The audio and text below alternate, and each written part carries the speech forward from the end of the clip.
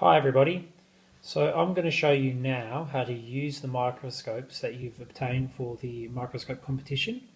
So these microscopes obviously don't look like a normal microscope and they're used slightly differently to a normal microscope. They're slightly finickier, so you have to watch this video in order to understand how to correctly use it. So let's just quickly look at the microscope. We have on the top, we have the place where your phone will sit. On the bottom you have just a base plate. Here you have a slide stage, and underneath the slide stage you have wing nuts which you turn clockwise to take the slide stage down and anti-clockwise to move the slide stage up. So today we're going to look at a sample, and the sample that we're looking at is a wet mount slide of a leaf. That's just here. It's just a leaf from my garden at home. So you can see that I put the cover slip over the top and the sample, which is a leaf, is suspended in a little bit of water. So I'm going to place that slide under my microscope lens now.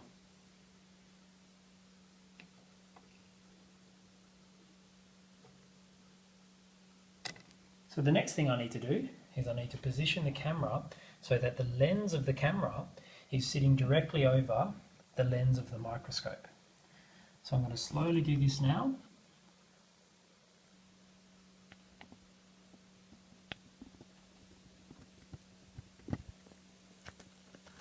And what you see is a kind of blurry green image. That's essentially an unfocused image of the leaf that we want to look at. Just going to move this leaf slightly, and now I'm going to start focusing the leaf by turning the wing nuts underneath the slide stage, and I'm going to turn those anti-clockwise to move it upwards. The lens should be sitting just above the sample but not touching the sample when it's in focus. So I'm moving it up now, and you can start seeing the leaf come into focus now. That's the leaf perfectly in focus, and I can see all the veins running through the leaves.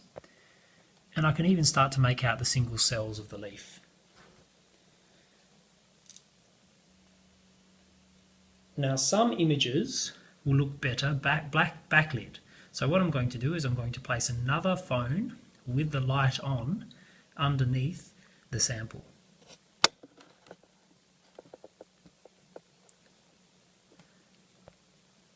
So that's like providing the lamp for the microscope. And you can see that the sample looks a little bit shinier, and I can see a little bit more clearly now. I'm going to zoom out so that you can see.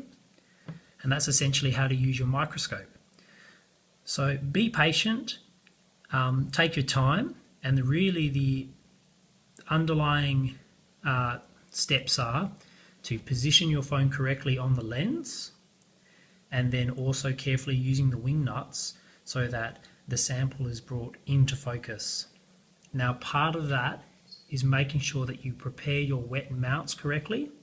If you're using a dry mount, it can still be done, but focusing it in a single plane is going to be harder. I hope this helps, and enjoy it. If you have any questions, come see me at class.